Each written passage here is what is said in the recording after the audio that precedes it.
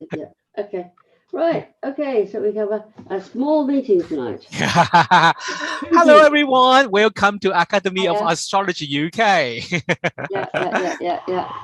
Today is me, Rod Chang, and Sue. Haven't seen you for a while.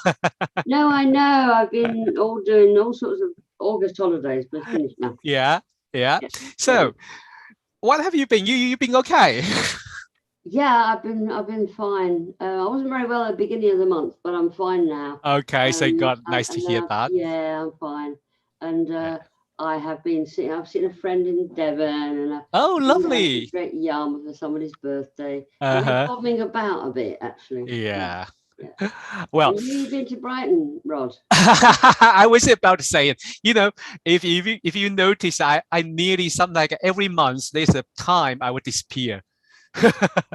And I would say, oh, I couldn't make it. That's because it's not about full moon. I'm not a werewolf. But it's about new moon. Yeah, because during the I think after the last quarter moon, I usually, if weather permits, if weather is good, I really want to go out to take a photo of a star. So usually, and that was our time to podcast. And sometimes when weather is super good, like today, I was like, oh, I want to go in now for take photos. So like yesterday, I went to Brighton and took some photo and try to make a Milky Way, because the best time to observe the Milky Way is between June to September. Yeah. And so I say it's the last month of the season. I really want to catch some nice Milky Way photo. That's why. Yeah, so talk about new camera, haven't you? Oh yes. And I love my camera, and today I just got new filter, so I hope my photo will get in better. I'm sure they're very good. Actually, you've got some lovely pictures. Oh, thank you. I just bought a new camera, but just a little compact camera.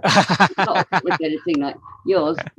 Yep. Okay. I think let's go to today's subject. Today, we think we're going to talk about the new moon, because next Tuesday is our Virgo new moon. And I think well, Sue, do you usually use the kind of a forecasting with new moon and full moon when you do the client work? Oh, I don't always. It depends. If something strikes me that is going to be relevant to a person's birth chart, then I will include it. Otherwise, I don't. So it depends. It depends. But it's actually, I think it's actually really important. And I think, but what's going to actually affect an individual most is if it connects with something on their own chart as well. Okay. Right? It's not just about Virgo new moon for everybody in the world. It's about certain individuals who will actually resonate very well to that energy, right? So anything, it was exact at 14 degrees of Virgo, so halfway through. So if anybody's got other planets in an Earth sign, because it's in Virgo, which is an Earth sign. Yeah. You've got planets in an Earth sign around about the middle of the month, then you'll have an aspect to it. Okay. You'll have a connection with the new moon, probably. Yeah. So what you say is, if I'm getting it right, so it's not like everyone, but if you have planet connected with a new moon, then you are more likely to have resonate. Oh God, yes, you are, definitely. What you have to remember, of course, is that the moon itself in astrology is to do with the emotional world. Yes. Your inner feelings, what's actually going on inside of you. And you're likely to be affected by the new moons and actually maybe the full moon if it connects with something on your chart in an emotional way. So the way of interpreting it is to look at what's been happening for yourself, in terms of your feelings. How are you feeling about things? Has anything connected with you? I mean, in a minute, Rod and I will go on to talk about what we understand by Virgos. It's quite important. I think, but this is very important because for our audience, there's some beginner. And then so they usually just read, like a daily horoscope or this and that. And every month, a lot of astrologer will write it like a new moon report or full moon report. But to understand individual, is like is that connect with your chart that would be quite important. Yes. Rather than reading the generalizing report that is very different. Yes, absolutely, because it's affecting your emotional life and your emotional response to things. So the closer it is connected to something on your birth chart, then the more likely you are to experience it, and it will be relevant to you. So, I mean, yeah. Talk about. Yep. Sorry.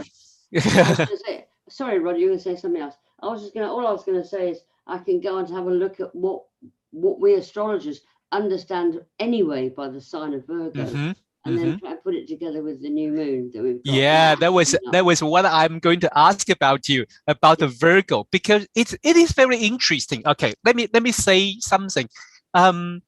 In the kind of where I'm from, I was in Taiwan. I was grew up in Taiwan, and I think in Asia were like a Taiwan, Hong Kong, and China.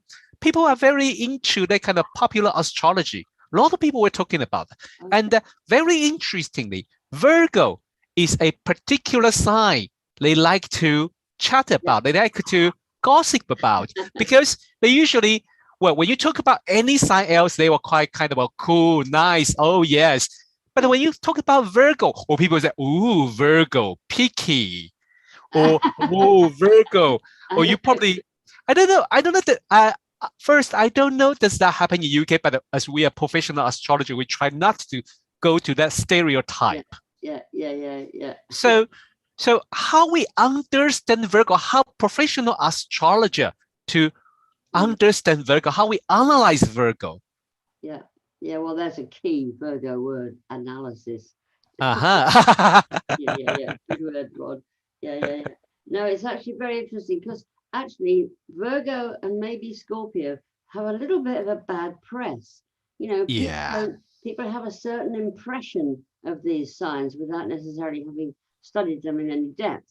Yes. So it's like it's very important to sort of sort out what the real Virgo is actually really about, because it's actually a very, very important sign. Without Virgo, we wouldn't be able to kind of keep things together and organize. Virgo helps organize, helps structure, helps giving people kind of a basis for what they're doing, right? So it's also ruled by Mercury, so it has something to do with the thinking process. So people with planets in Virgo that might connect to this new moon, which is going to trigger it and actually make it, particularly important at the moment. They may be the kind of people who actually tend to naturally kind of analyze things. They tend to think things through.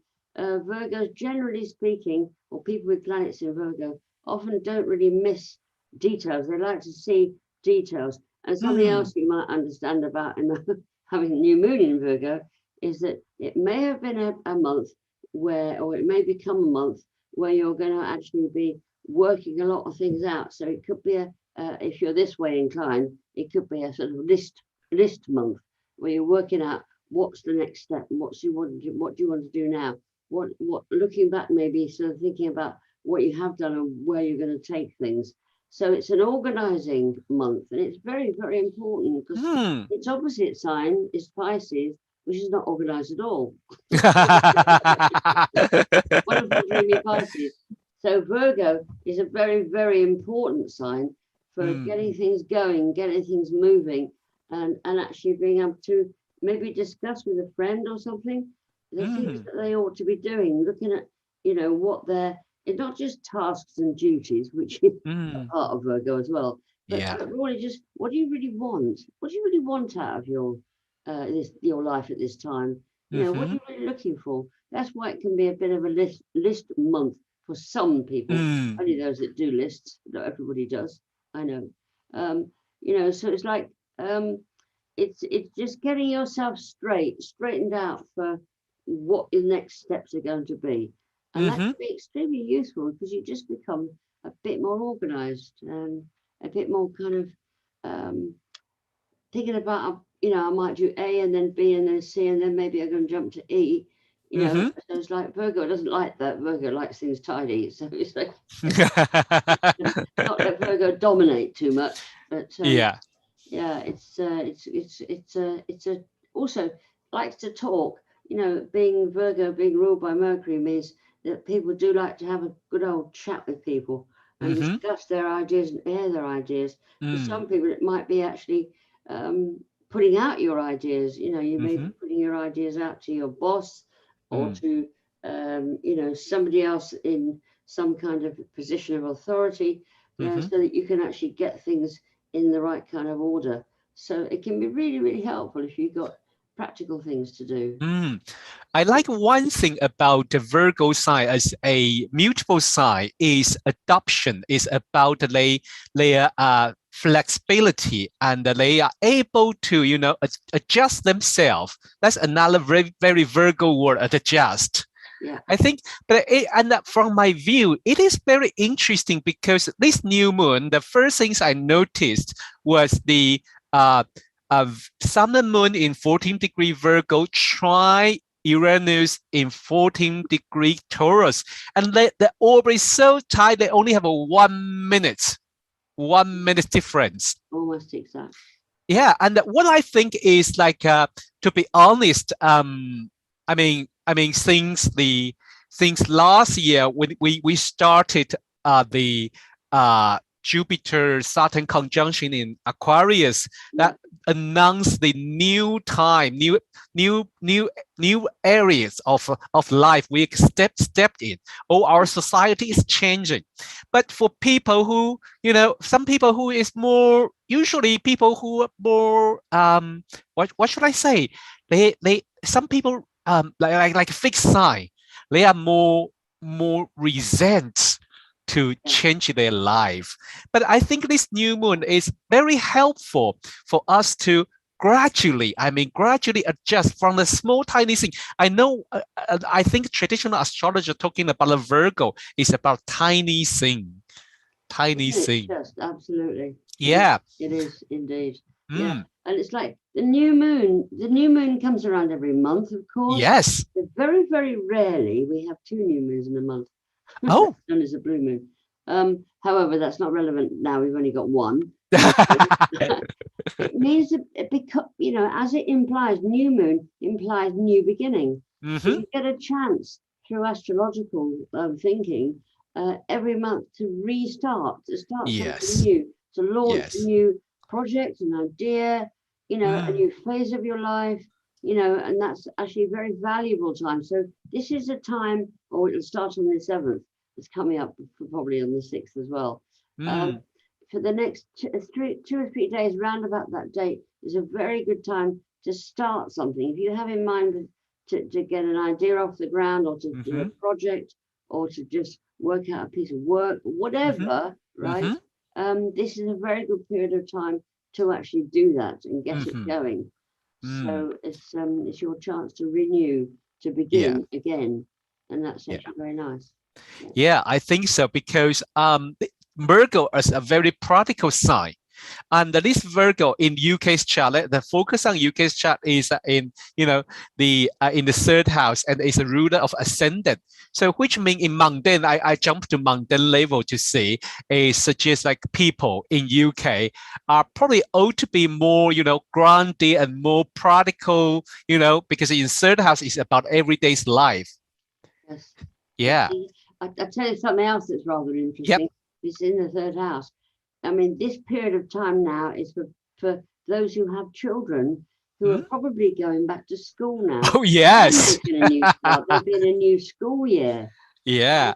Um, so that's going to be, you know, important for people as well. That's going to make a Mm-hmm. difference to people, Mm. you know, to help your children, to support them in starting a new school year, a new Mm. teacher, a new classroom, or something like that, or Mm. even a university student, a new year, right? Mm-hmm. So it gives you this energy, this idea of getting things started and encouraging other people. Mm. And because it's trying to Uranus, as Rod says, Yeah. um, it means that it brings in a real element of the unusual. It suggests that you may not be repeating the same situation again. You may be doing something a little bit different, Mm-hmm. right? You may be trying something. You might even be experimenting with something. Mm-hmm. You know, whether it's to do with helping kids start with school, whether it's to do with their own personal project, whatever it might be. It's a really good time to launch yourself into a new situation. So, you know, you've got things in your mind that you want to do. This is a time. This will be a time. So what are you talking about? What are you talking about? This attitude, this like launch at the beginning thing. It's not only in UK. I mean, it's everyone. If you have, especially when you have planet connected with this 14-degree mutable or 14-degree Earth sign, then you are much easier to resonate with this new moon's chart, and then with this a Virgo and moon in Virgo and the trine the Uranus. So you can work on your new project, maybe, gradually and step by step to see the things coming. I couldn't hesitate, but I know our audience is not only in UK, but when you look at the UK's chart, you can see that Mars on the IC and Pluto on the descendant. This is not the only month, because next full moon, the full moon coming right before the Libra in Greece. We also have Pluto on the 7th house on the descendant cusp. So I was like worrying. I mean, from mundane astrologer view, seeing these kind of things already. I don't know why, because when I went to supermarket, I was fine. I can find the things I like, but they on the report, I don't know where they went to. They filmed the supermarket shortage of food, and they say some certain restaurant couldn't have sell something because they short of a driver deliver their food. Deliver things we know. I mean, this is kind of a Mars Pluto kind of a crisis at this moment. What do you think? I totally agree with you.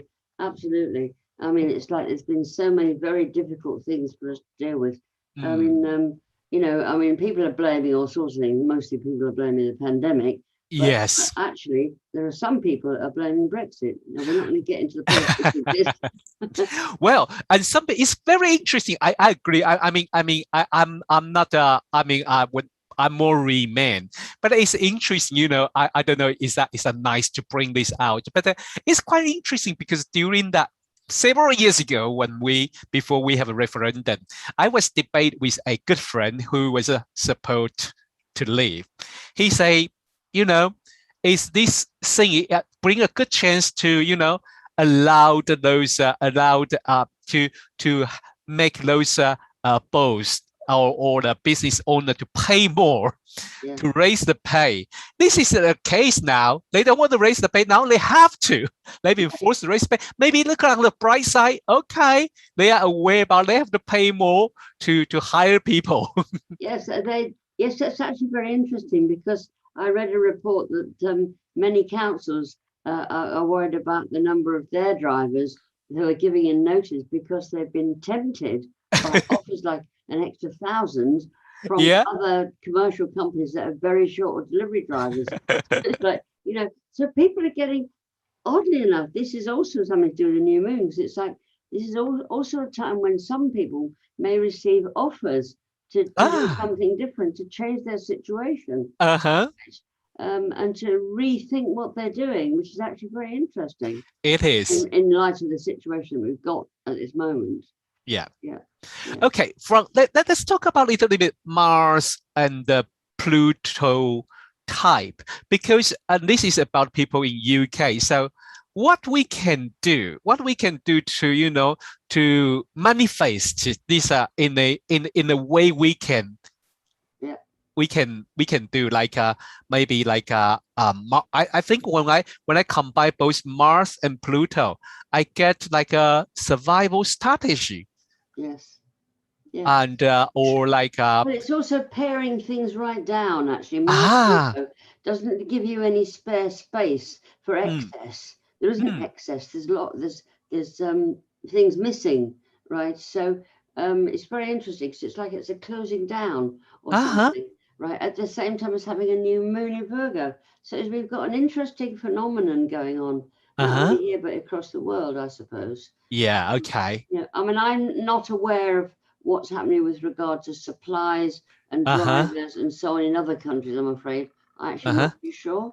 But those of you that are out there in different countries, you'll know more about your own countries probably than I do, but Yeah. you know, it's the implication is that you know, you've got to kind of pull in, and Virgo is a sign where you've got to kind of just curb your excessive Jupiter things, just kind of narrow things down, become clearer about what it is you want and where it is that you're going. Yeah. Yeah. This is a very interesting. Isn't it? Yeah. Yes, I think that's a jump out of it. Although we are use UK chart, let's talk about some other part of this chart. Which part of this chart pick you pick up? Well, I was just aware. I mentioned briefly earlier about the opposite sign to Virgo, which is Pisces. You see that Neptune is in Pisces. Now, it's been in Pisces quite a long time, right? Because Neptune stays in the same sign for a long time. Yeah. And it's not actually directly aspecting the new moon, but it's not far off. It's only a 7-degree aspect. Yeah. In opposition, actually.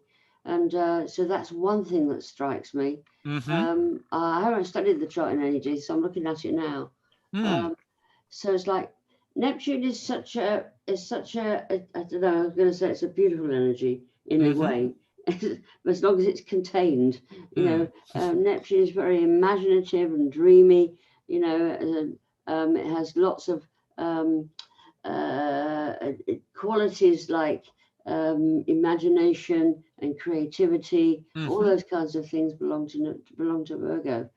So the suggestion is, even though this is you know, it is a 7-degree opposition, but it's there. It suggests that it might lend a bit of imagination and extra creativity to the Virgo quality of the new moon, right? So so people have to actually kind of invent new ideas, or you know, try different ways of doing things. You know, expand your thinking, right? The other thing that's important actually is Jupiter and Mars are in very different signs. Jupiter's in Aquarius, Mars is in Virgo, of course. But Jupiter in Aquarius is in an inconjunct, which means that you know, there may be a few false starts. You might actually try to do one thing or the other. Quincunx is a strange aspect. You know, it means that it connects two very different signs together. So Aquarius and Virgo don't have a lot in common, really. But nonetheless, Jupiter is the bigger one. It's going to sort of lead the way, even though there might be a few fits and starts, not everything going 100% smooth. So you just mentioned about quincunx, because it is very interesting. Few weeks ago, I think me and Marcus and Mandy, we did talk about that. Because I think that week we have like so we haven't heard from you about your view of quincunx. That was pretty interesting. So how would you interpret the quincunx? Yes, that's an interesting aspect. Well, to identify it on any chart, you need to look at the very similar degrees, obviously, because we have a very tight aspect, but very incompatible, apparently, signs. So as I said, currently we've got Jupiter in Aquarius, you know, which is an airy kind of, you know, humanitarian, you know, wanting everything to be worked out so that people can actually feel free. It's also a very independent sign, and it's in quincunx to Mars in Virgo, which is actually inclined to kind of want to pin things down a little bit. So that's quite different. So what happens is you get connections between two planets that are in a quincunx situation where things don't quite work out. It's quite difficult for each planet or for each person, if it was representing people, to understand the other person's point of view, because they're not opposed like Neptune and these new moon.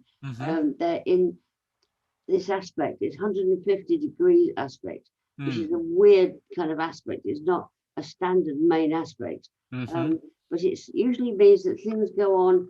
You have experiences where things nag at you because something's not quite right. You have a feeling that something's missing or something's not clear. And that's what quincunx is doing. Okay. Quincunx is showing you how you can put two different energies together and make some sense of it. Maybe not initially.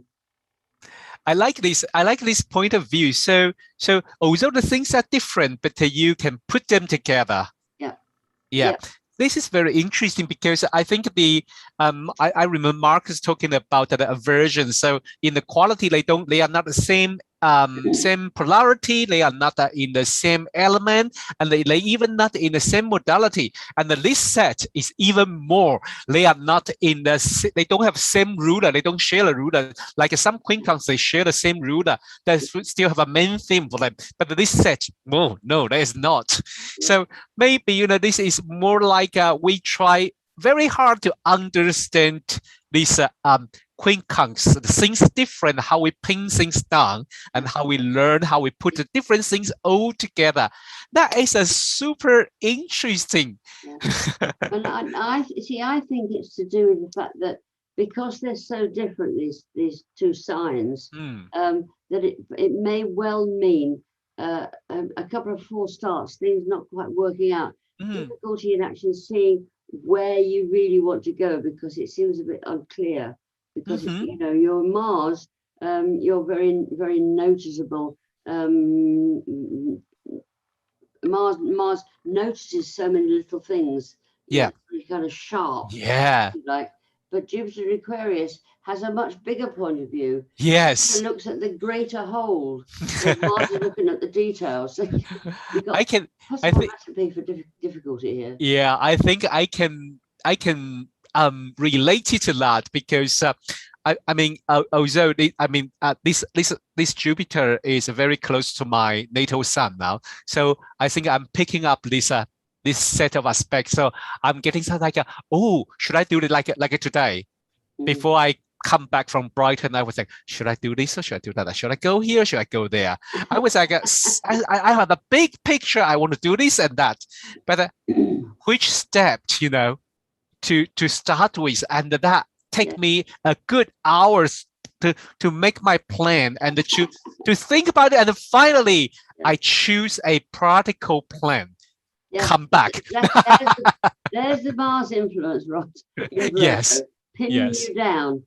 Just make the practical solution rather than the bigger vision. Yes, indeed. It is so interesting. I think even we are reading the new moon chart, but when every time when we discuss with Sue usually bring us like a very, very educational. To be honest, you are a great teacher, because when every time you tell us something, we can learn it from the basic, and it's a very solid basic. This is how I appreciate Sue when you join us, and when you explain the chart.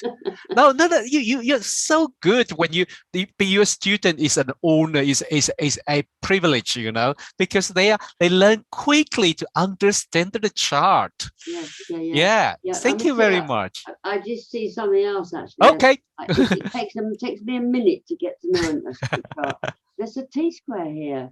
That opposition between the new moon and the Neptune is actually both of them. That and the new moon is all square to Pluto. Look at that.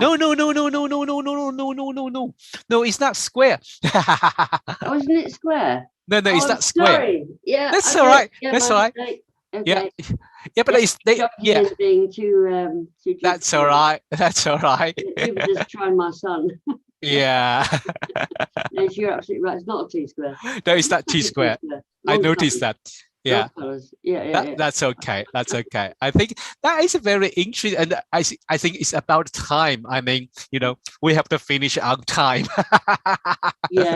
So, well, it's so interesting. We learn about the Virgo new moon, and we learn how to understand the Virgo from the professional astrologer view, and also we talk about a little bit about the new moon try Uranus. You can have your new start with that very practical, very grounded attitude, and change it slowly. And this is the month for all the school. Most of I think most of the school started a new academic year. So this is pretty much the things to help students to adopt their study, their new life. And then, particularly in UK, we have Mars and the Pluto on the angle that, well, you can. I think for modern astrologer view, you are not just give warnings, say, oh, this is something bad, or you that you are struggling it, but also we have to learn how to fulfill it, how to manifest it. We can just like be a little bit more Martian and Plutonian, and also this is the Earth sign, so we can be more grounded and just. I don't know. Is that am I right for that expression? Bite our tongue and heads up. Yes, heads down. that makes sense. That makes sense. Just let me say one thing about the trine with Uranus, because that's actually, it has quite a significance actually, because it's such an exact trine. It's quite important. 1 minute. It really gives a flavour of whatever new things you may be involved in, you individually or the country even. I mean, look what's happening in the world. There's lots of hugely new things going on. But that Uranus suggests an openness to doing something in a different kind of way. Okay. It gives me hope, for the world. Well, the world has got difficult stuff going on at the moment. I know. And yes. Like, if we can find a different way, an uranium way, which is like breaking new ground. Yes. Then that would be very helpful to the world or individuals. Okay. I think we definitely needed to hear this, because I mean, it was very interesting because last week I was have a interesting discussion group with Alejo and Fernanda. We talk about Afghanistan, and then Fernanda was like, before we talk, Fernanda was like, Rod, do you have any idea? Because I really don't know what to look. Is so dark. But I think it is true.